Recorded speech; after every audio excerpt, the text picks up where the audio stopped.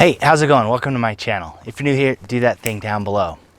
So I am currently located in central Wyoming, and the rock feature behind me is referred to as the Pinnacles. Now today I had the first issue come up with my KTM 390 Adventure. When I entered the west side of Yellowstone, it was feeling very pogo-ish, and I knew pretty much right away that something was wrong, and I pretty much suspected what the problem was. And when I had my first chance to pull over, I looked underneath and I could see the oil had poured out of the shock and had sprayed all over the back of the swing arm. I think some of it had got onto my rear brake rotor and the pads because the rear brake hasn't been feeling so good, and the chain got oiled from the shock leaking. So the rear wheel has a bit of a film on it now, but that is a problem. So I won't be home for a week, and then I'm gonna have to try to get a hold of the KTM dealership to set up an appointment to get it in.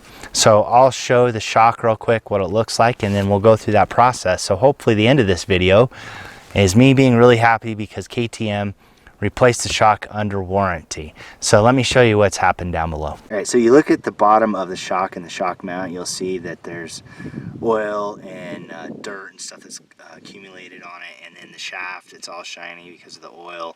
And then when the bike was set to the side, it kind of poured over to the edge. So I'll show the back here. The rear wheel has a film on it from all the oil from the shock pouring out everywhere.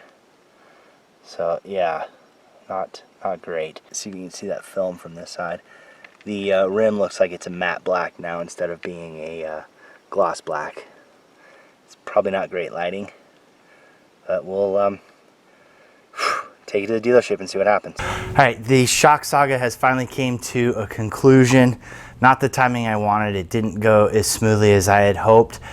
Part of that, I will admit, is because I have a deadline. I'm leaving tomorrow to go to Overland Expo West 2021 in Flagstaff, and it's going to take me 2 days to get there. I have to leave tomorrow in order to get there on time on Thursday because the bike is going to be shown. So I really needed to get this spring.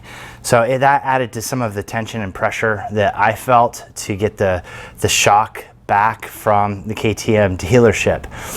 Keep that in mind when I go through the timeline of what it took to get this shock, because I think it's important to know there's a couple things I learned from this. So if you find yourself in the same position where maybe the dealership isn't getting things done as quickly as you want, or they're not sharing the same sense of urgency that you have, you may want to choose to do what I do or what I did in order to try to get things expedited, because I think if I had just let things go and not tried to take any proactive approach, I might not have got this on time. So I made my warranty claim on September 2nd, which required me to send pictures of the shock, pictures of the bike, and at that point, on the 2nd, by the end of the day, I got a response back that KTM was going to replace the shock as I think they called it a goodwill replacement, where shocks are typically not replaced because they're considered a wear item, but I only had a year on the bike. They were going to do it for me. So thank you, KTM, for that.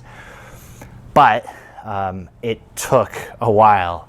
So 2nd made the claim, and the dealership on that day ordered a new replacement shock. They got this shock in on September 8th, and I thought, great, I'll be able to get the shock that day, maybe a couple days, as they finish up some paperwork. So I was on standby, and on the Friday after, which I think was the 10th, I went over to KTM, over to the dealership, and said, hey, can I pick up the shock? And they're like, no, we're still waiting to get paperwork done. Apparently something from KTM corporate had to get done. They had to get reimbursed.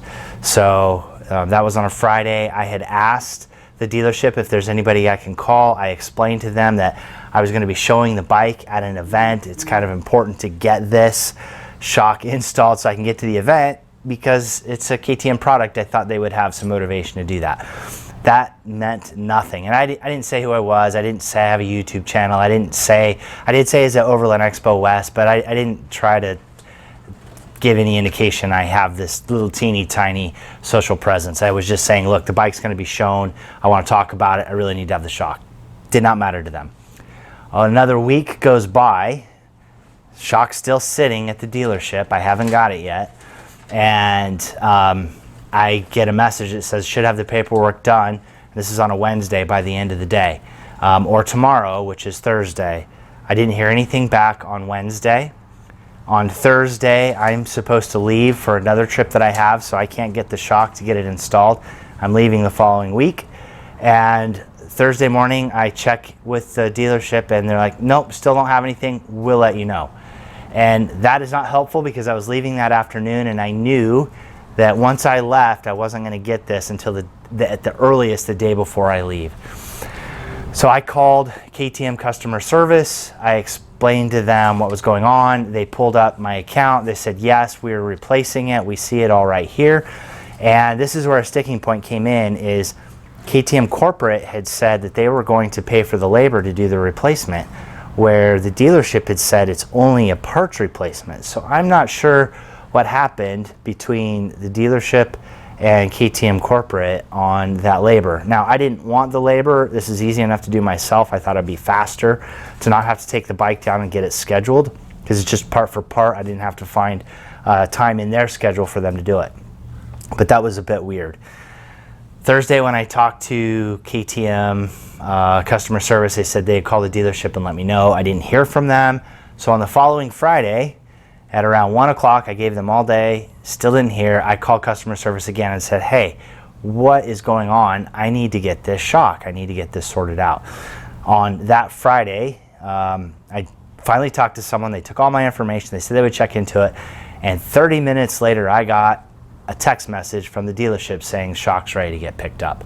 So I don't know if the timing of everything with me calling customer service helped get things through. I don't believe in coincidences, and things were not happening until I started making those phone calls. I won't know if that had any effect. All I know is the response that I got, and actually got the shock myself.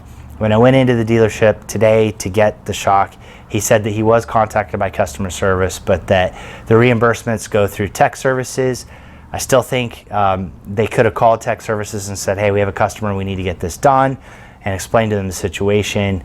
It should be that way for any customer when it's just a parts replacement. So I was a little disappointed that they didn't share that sense of urgency, and customer service was just picking up the phone. Again, as I said in the beginning, it's because I have a deadline. I leave tomorrow, which caused a lot of the anxiousness that I was feeling, not knowing if I was going to get this in time. So anyway, I have the shock. Thank you again, KTM. I doubt anyone from KTM is going to watch this, but if you do, thank you for replacing the shock under warranty. I appreciate that, and I will continue to sing praises about this bike as long as it continues to perform well. And I've got some changes coming up, and we'll go from there. So if you have a problem with KTM, a warranty issue, don't sit back and wait for dealerships if you're not getting the response you need. Make those phone calls. Worst they're going to say is they're working on it, or they don't have an answer for you or something, but let them know that you have interest in getting this taken care of. It never hurts to call if you have something going on or you're not getting the answers you want. Make that direct contact and get things going and see what you can do. I had talked to the dealership about whether or not there was someone I could call to try to get this resolved, and their response to me was they're doing this as a measure of good faith. Don't call anyone, it's not going to help.